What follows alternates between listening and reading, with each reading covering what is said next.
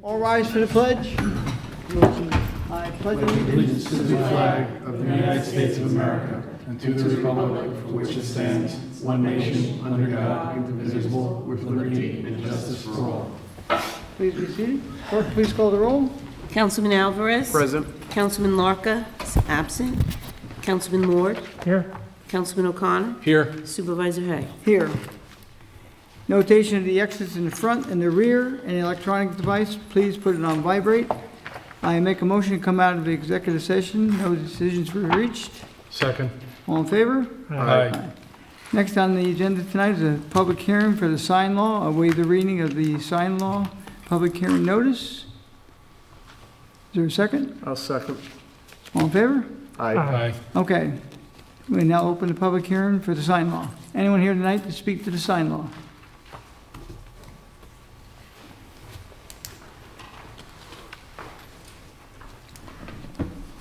Good evening, I'm Kathy Croft, and I live in the town of Southeast. I had a question under the temporary signs. You say that temporary signs shall not be displayed for more than 30 days. And I think the last iteration of this legislation said it was like 21 days before the event. So here's my question. I have a sign, I put it up for 30 days, I take it down for a day, I put it up again for 30 days. Well, I know what you're going to do. I'm not going to do that, No, but I'm just sort of playing devil's advocate. Certainly, I mean, if someone were to do that, it would be difficult to enforce. Yeah. But I mean, the idea is to try to regulate the best we can signs that are meant to be temporary and are just for events or things like that. We went to great lengths to try to make our temporary sign law as generic as possible because our temporary sign law was struck down because it was too content-based. Mm-hmm. And but you make a very good point that, and the only way that we could avoid that possibility is by having a permitting scheme for temporary signs, which we don't have the staff. And we discussed it. Right, it would We be don't have the onerous. staff, or the finances to undertake that kind of a thing for any time somebody wanted to, especially when you're like, we'll use political events for lack of a better. There are times that signs go out at this time of year, and if somebody wanted to do it at not the normal election time, then it would be limited to 30 days. The reality is that if you had a sign on your private property and you were advocating for a candidate or a position or it's the First Amendment. The First Amendment allows great latitude, so that we couldn't really, without potentially violating your constitutional rights, force you to take it down. Mm-hmm. And then another question, you want to have either labels or stickers or something on the signs identifying who the sign belongs to. So at what point would you use that information, and what, how would you, because you want phone numbers, addresses, and the name of the person. But I'm just kind of curious as far as the process. Well, I think, again, theoretically, that would be, if it didn't have the information, then it would be in violation, and we could take the sign down. Okay, but if it And did. if it did, and you were, that the person who was responsible for that sign had left it up for an inordinate period of time, we would know who to issue a ticket to. Okay, so you actually have a fee structure that's attached to this? Not No? Not with the temporary signs. no. Okay. So when you issue a ticket, A ticket would be a violation of the zoning code, and you would have whatever the penalty provisions in the zoning code specify. I think it could be up to $250 a day, but it's up to. It's not. It's not $250. like Tony buys houses. Okay, when you see the sign, Tony buys houses, who do you issue the ticket to? So that, with that information on there, and if not, we just pluck it out of the ground. Got it. No, I was just curious as to, the follow-through. So, but thank you. Okay. Thank you. Anyone else? Okay, I guess we'll follow a general, we'll allow 5 additional days for written comment to come in, and I'll make a motion to do that and close that portion of the public hearing with 5 days written comment. Second. All in favor? Aye. Okay, second public hearing this evening is the accessory apartment law. Make a motion to open the public hearing and waive the reading of the notice. Second. All in favor? Aye. Anyone this evening want to speak to the accessory apartment law?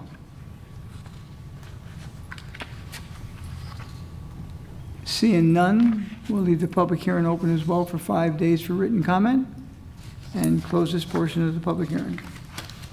Second. All in favor? Aye. Nothing on the work session this evening. And the regular portion of the meeting is a resolution to support a traffic study for a crosswalk at Route 312 and Brewster Hill Road, that's up by the school. Now therefore it be resolved that the Town of Southeast Town Board hereby requests that New York State DOT conduct a feasibility study to install a crosswalk and curb landing for Brewster Central School District complex on Route 312 at the junctions of Farm to Market Road and Brewster Hill Road, and that such feasibility study findings be forwarded to the Putnam County Traffic Safety Board in the Town of Southeast upon its completion, and be further resolved that this resolution shall take effect immediately. So move for discussion. Second. Discussion. All in favor? Aye. Number 2, a resolution, Putnam County Sales Tax Share of the Growth Putnam Proposal. I got an email maybe about 3 months ago, and all the towns and the villages are supposedly on board to try to hit up Putnam County to share a portion of the sales tax. I know back in, around 2016 or even earlier, I put 3 proposals forward. They actually got traction, got a little bit more traction, and got it so it was veto-proof, but it never came to a vote somehow. I don't know how things like that happen, but it happened. I do. I make a motion and no one wants to second it, and it just dies. Oh, no, we never even got to that point, Oh, okay. but it was close. Okay, now therefore be resolved that governing board of the Town of Southeast does hereby endorse the share of the growth sales tax Putnam proposal as a common sense framework for Putnam County to share annual sales tax growth locally, with 50% of the annual growth in sales tax from the previous year retained by the county and 50% of the annual growth forward distributed to local municipalities based on population, and be further resolved that a copy of this resolution be forwarded to the Putnam County Legislature Audit and Administration Committee along with the other towns and villages resolutions forthwith. So move for discussion. Second. Second. Okay, again, I had tried on at least 3 occasions. I don't think, I know all the towns and villages are very interested in it. I know one thing, there was a farmland protection thing that came up long ago. Every town was against it and it passed the legislature, so maybe it will be reversed this time, but I doubt it. Yeah, I'm going to vote in favor of it, but for lack of a better word, I think it's just ceremonial. You know, I have hope but no expectations that this is going to fly. Pretty sure it's not. We're sitting in the right seats for that decision. Anyone else? Yeah, I concur with my colleague there. We can basically ask, but it's not up to us. I'm not really sure how, if it were magically to happen, how that would get calculated based on how the taxes are collected. Like what would actually be the share coming out. So.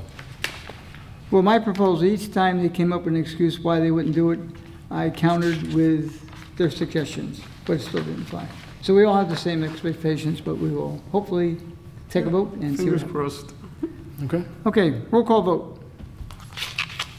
Councilman Alvarez. Yes. Councilman Larka. Absent. Councilman Ward. Yes. Councilman O'Connor. Yes. Supervisor Hay. Yes. Okay, passes 4-0. Resolution Farm to Market Road subdivision bond reduction. Now therefore be resolved that the bond amount for the following project is set as follows. Project name, Farm to Market Road subdivision. Present amount, $414,000. recommended to be reduced to $207,000. So moved for discussion. Second. Discussion. All in favor? Aye. Aye. Public comment.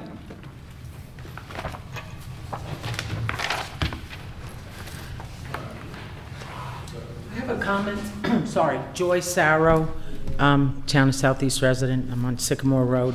I have a comment that doesn't relate to an agenda item, That's okay. okay? I'd like to speak with the board about the town-owned easement on Overlook Drive.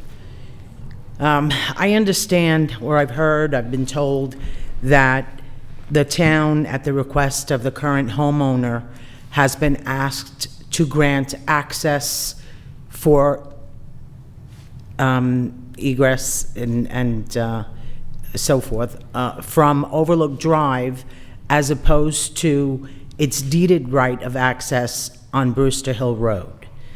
Now, whether or not the town is entertaining that idea, I'm not sure, but I know that Terry Collins was out there surveying.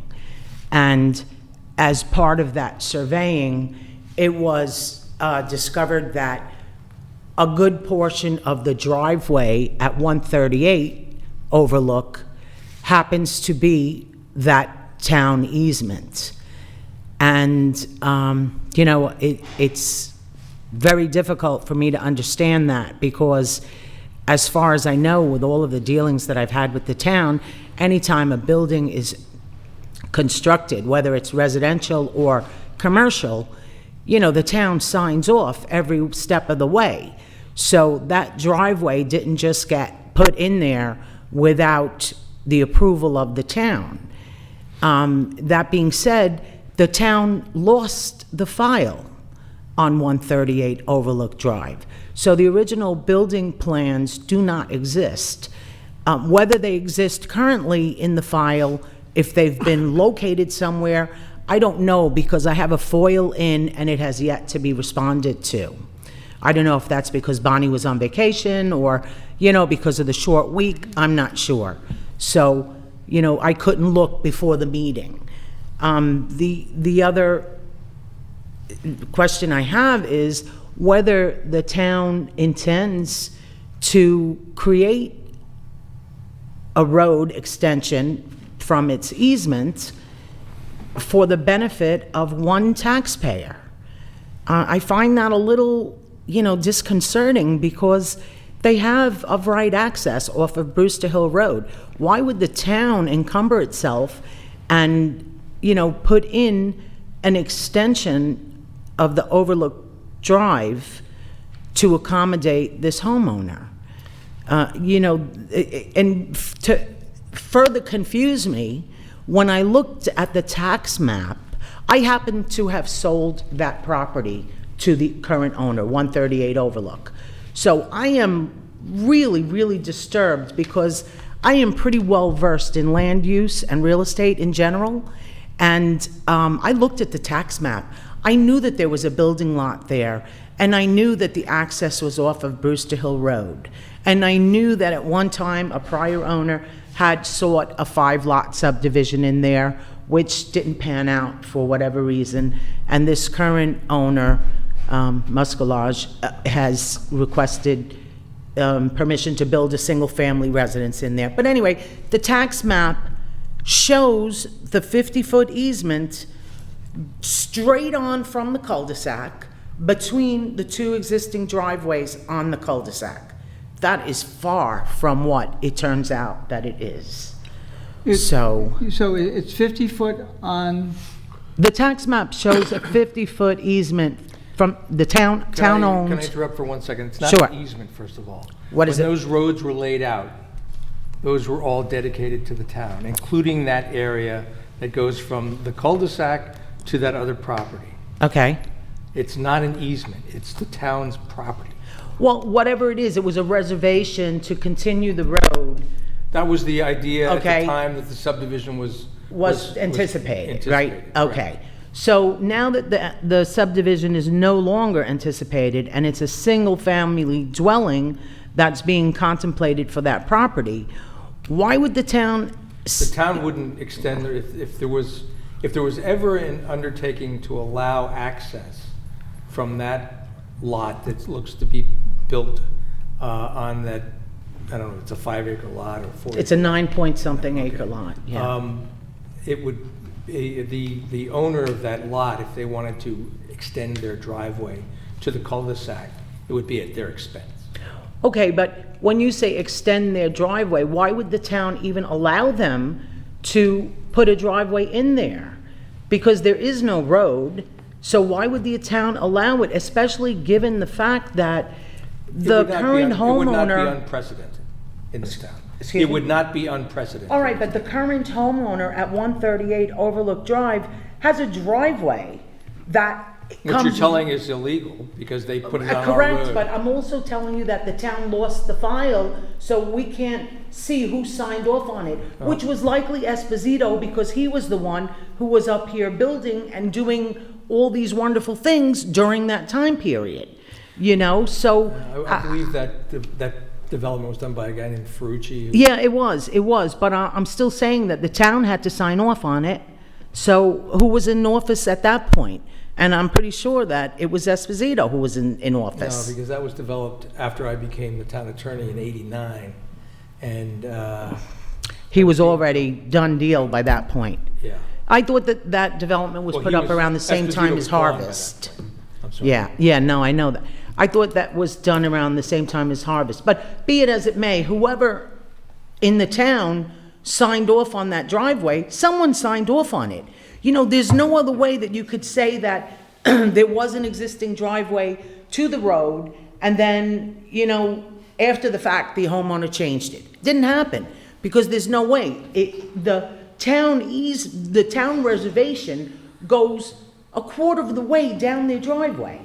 So their current driveway would no longer exist, okay? It would be cut off by a substantial portion, and I guess intersect with the town road that would be built by this It wouldn't be a homeowner. town road. I don't think the town would have any indication or any desire to extend a road from the cul-de-sac to that property line. There's no reason why. So then how would you allow a homeowner to put a driveway in over a town reservation when he's got a natural entryway Well, I think, as I from Brewster Hill recall, Road? When that development that you were referencing earlier, the person wanted to subdivide that 9-acre Right. parcel, there was a concern about overburdening the Overlook Development, development or Right. that roadway, because of the number of houses they were looking to put in there. right. There was also, I believe, if I recall correctly, there were studies done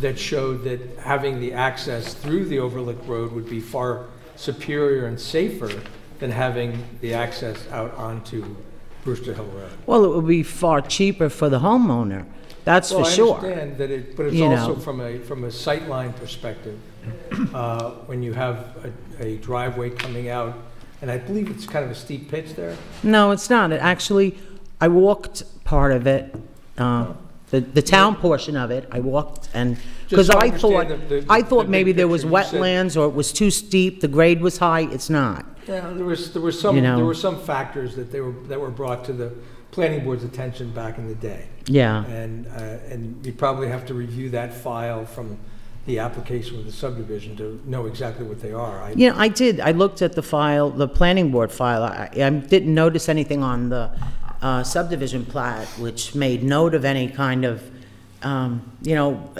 reason. And in fact, that subdivision plat seeks access from Brewster Hill Road. Doesn't even mention Overlook Drive. So, Then my memory's failing me because I know specifically that application was made. all right, well, okay, be that as it may, however it turns out, is it customary for the town to allow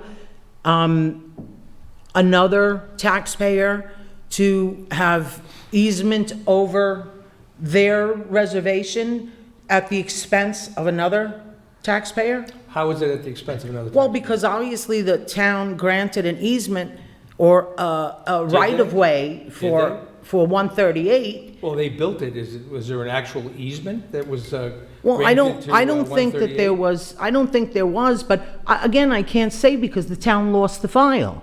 So there isn't anything Well, that if exists. there's an easement, it would be recorded. And Right, and it's not of record. That much I can tell you. If there was anything done, there is not anything of record. But I know when my client was contemplating the purchase of this property, 138 Overlook, you know, Are I you a did my real estate broker? research. Is that- Excuse me? Are you a real estate broker? Is I that- am. Okay. I did my research. I obtained the file from the town. At the time, COVID was still the rage, so Bonnie provided what I requested online. And as we approached our closing date, it was discovered that the file that was provided was not for the property. So then Bonnie looked for the file for 138 Overlook Drive, which I believe on the map is Lot 16, and it didn't exist. They couldn't locate it. So everything in that file is gone. The homeowner from which we acquired title had to apply for a new CO through the town, which they did. And that's how we were able to close. But again, you know, it's just very upsetting to have a tax map which shows something that is so far from reality, and then again to find out that, you know, even though the homeowner was allowed to put their driveway there, When you say it was allowed, how did they apply for a permit to do that, or the town? well, they applied for a permit from the town when they built their house In 1975. in 19, whatever it was, yeah, way back. It says 75 on Realtor.com. Okay, whenever it was. But at that point, you know, the driveway was put in, the town signed off on it because the driveway exists, nothing's been changed. I mean, if you need substantiation of that from the prior homeowner, I'm sure that they would be happy to provide that, but Let me ask you another question, Sarah. How is this impairing or impacting the owner of 138? because the town will be giving someone else the right to access a quarter of their driveway. But it's not their driveway. But it is their driveway. If the town allowed them to put it there, then it most certainly is their But there's a driveway, 50-foot you know? strip. Yes. There's a And I 50-foot saw- I strip. looked at this, I looked at an aerial GIS, and it doesn't look like 138's driveway uses the entirety of the 50-foot strip. You know what? You're absolutely right. It looks that way. But if you go out and see Terry Collins field markings, you'll see that, you know, At whose request did she go out there and field mark it? I would imagine at the town's request. No. It wasn't at my client's request. We didn't. Maybe it was at the homeowner's request on The property owner? the property owner, but why they would do that, I don't know, unless they're working with the town to get a right-of-way over that town property to come out onto Overlook Drive. That's, you know, another matter all by itself. Well, I But, think that's probably what is going on here. Right. And again, I don't see that that is So it- obnoxious to anything, especially when you have a 50-foot strip of well, land. it's not obnoxious to you because it's not your property. You know, my clients bought a It's property. Not your property either. I understand that, but my clients, you know, I kind of take offense to that because when I represent someone as a Realtor, I do my homework. And for me to then have to tell my client, gee whiz, the town owns half your driveway is, you know, They not. don't haul your driveway if it's on the town property.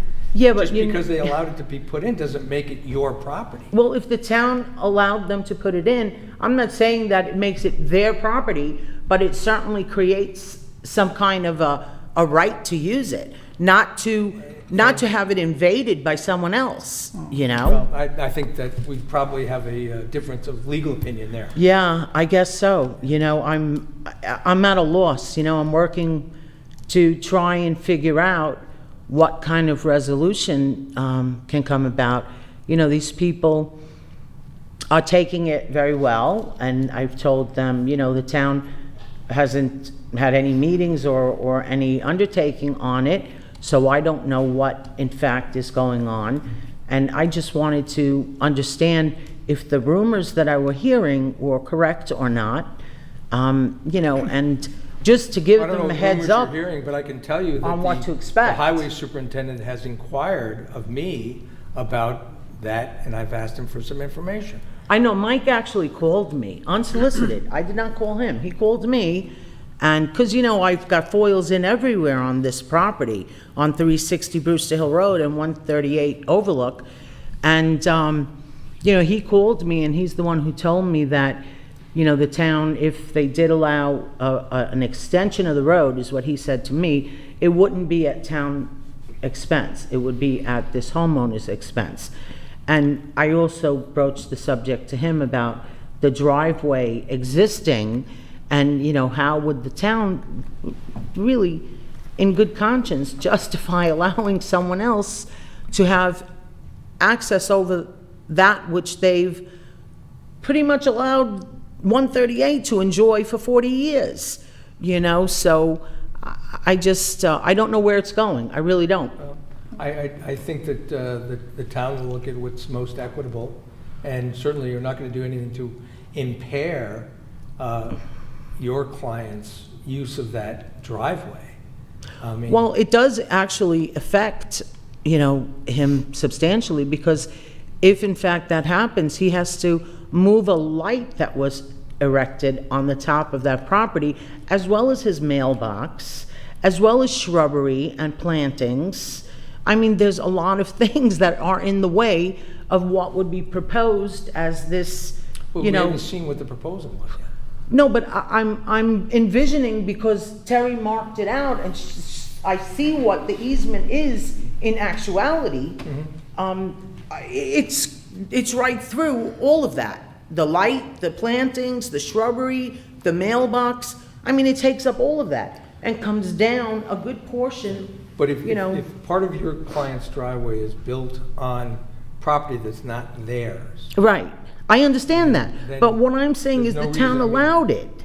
well, You know? the town allowed it, much the same as they would allow another person to do a driveway on that property. Granted, but does it have to be a driveway?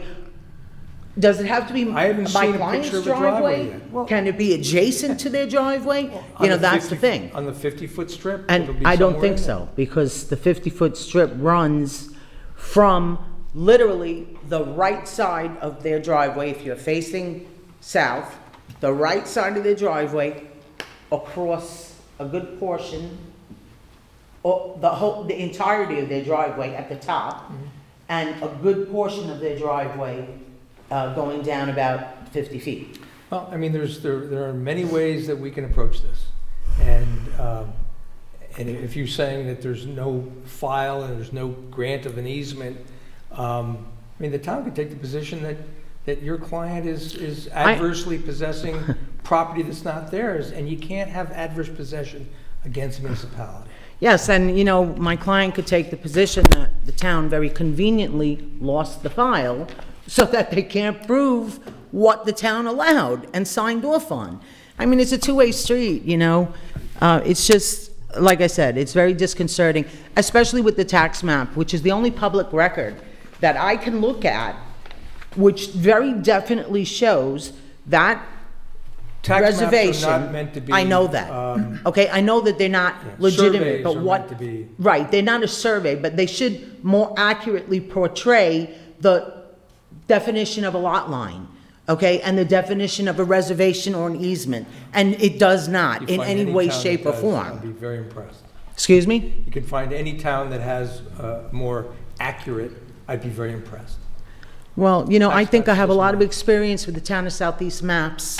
You know, I'm well-versed in them, and you're right, I don't think that anything is 100%, but like I said, what's shown on that tax map is very definitely not what is in actuality what exists. We'll bring that to So. our assessor's attention. Yes, that would be nice. Thank you. Thank you. Anyone else? Town board? I'm just looking at the street view of the property in question. I know you mentioned the mailbox might have to be moved. You know, the post office tells everyone to put their mailbox right at the foot of their driveway so they can deliver the mail properly, and everybody's mailbox is in the right of way of every street out there. Of course, yes, because the town owns however many feet in from every property in the town, and no one's arguing that. What my, Hey, ma'am, if you would just come back up so the public can hear you as well. you know, what my sore spot is that, you know, the town's allowed this to exist for 40 years. So It was never there's brought to our no, attention probably for 40 years either. okay, fine. And you know what? The town never had an intention of exercising their right to extend that road. But they have So, that and they right. still don't. They just are contemplating perhaps allowing someone else egress over that town property, But that was the purpose So- of that right-of-way at the time. There was to extend the road. Yeah, so But let's that's say they not what did it you're 40 looking years to ago, do. it would still be what it is today. But the town is not looking to extend the road. We're not going to. Right. But it's still ours, a person can apply and has to have an easement across the Absolutely. property property or whatever they end up doing. Absolutely. I have not seen here, I think they've gone to, they don't call them work sessions, but they call them, Staff. a staff meeting to discuss this, possibly. But other than that, it's just hypothetical, and the only thing I heard about it are, someone went out there, and the access off of Brewster Hill Road, the sight line was not good, and that's why they recommended it going the opposite way. That's what I heard. Well, the sight line off of that property is the same as the sight line off the 4 or 3 adjacent driveways. No. The same elevation, same sight line. Right now, it's nowhere, it has to, I don't know, does it have to go through the planning board on this, or no? No, this is really, it's the call of the highway superintendent. Okay. So, there may be no, like I said, the highway superintendent, and I mean, there would be a formal easement that should have been done when your client's house was built, but Perhaps, apparently it wasn't. right. And if the town or if the highway superintendent were going to recommend that it'd be better to have this guy's driveway come across the town's property to the cul-de-sac for whatever reason, there would be a formal easement drawn. and what is your title, the title search for your client? What does this show? Doesn't show an easement. The title search picked up nothing. No. No. As a matter of fact, that was the first person I reached out to, was the attorney who represented my client, Who was? Jay Hogan, and asked him to, you know, review the title work. But, you know, look, no secret, I used to work for Hogan and Rossi, so I know that if Jay was doing that work, Jay looked at that file. Jay is a land use real estate attorney, and he would have looked, and he did look, and, you know, nothing piqued anyone's interest. Did they have a survey of the property done? Not when my purchasers purchased, okay? But again, How Was about the there a previous survey? person? there was a survey picked up on title, but I don't think that it What did that shows. survey show? The survey does not show the driveway, which is the issue, because I'm not disputing the boundary lines of the property. Okay, the property lines are what they are. What I'm disputing is the fact that the town allowed the prior owner of 138 to put that driveway in, and that driveway has existed undisturbed for 40 years, and now the town is looking to basically take that away, you I don't know? think anybody's going to take anything away. I think you're jumping to conclusions. Well, no, well, not take it away, but picture this scenario. If the town allows the owner of 360 Brewster Hill Road to access that portion of the town reservation, then that becomes a common drive at that section, okay? And my clients didn't buy a property expecting to be tied into some kind of driveway maintenance agreement. So. Can they put their own driveway in? They can't. Okay, I mean, why? they really can't because of the way the property, the topography of the property is such that it is really uphill on a big curve. And that's why they built which is 50 why foot the over. town probably allowed them to put their driveway in as they did. Okay, and without You know? documentation, we are only doing hypotheticals, so. I understand hypothetically, but you know what? We all know that in likelihood, that was the scenario that existed. Okay, it wasn't as if, you know, everything up here was done on a handshake and you know. That was the good old days. Not- Right, Not that they were exactly. good, but Right, and At first the things were word was your bond. friendlier, and it wasn't, we didn't have all this political nonsense. But be that as it may, you can't penalize the person who's now bought the property for something that was allowed for 40 years. I don't think they're being penalized. Look, nothing's even happened yet. No, I know that. So But like let's- I'm saying, I'm just trying to forestall my clients freaking out and, you know, Well, we're sorry for that, but I can tell you that the highway superintendent is looking into it. well, the highway superintendent actually told me that he referred the matter to you to opine on the legality. And I asked him for some additional information. Okay. And right now, I don't see there's any obstruction to the legality of letting. that- No, there's not. There's an immoral obstruction, but there is probably not a legal obstruction. So, Done with that. all right, thank you. Okay. Town board members? You want me to go again? Go. Nothing at all related. So hopefully everyone survived Ida as best as they could. So one of the things that there was a disaster declaration performed in the Lower Hudson Valley. Currently, Putnam County is in what's known as a Category B disaster declaration, which means that it's for emergency response and recovery only. If we can get to certain threshold amounts of money as far as damages, labor, equipment usage, et cetera, as an entire county, we can get across the threshold into a Category A disaster declaration, such as Westchester has. So encouraging people to come forward if they suffered, even in private residence and commercial businesses, if they suffered any damage, to please report it to either the town or the county.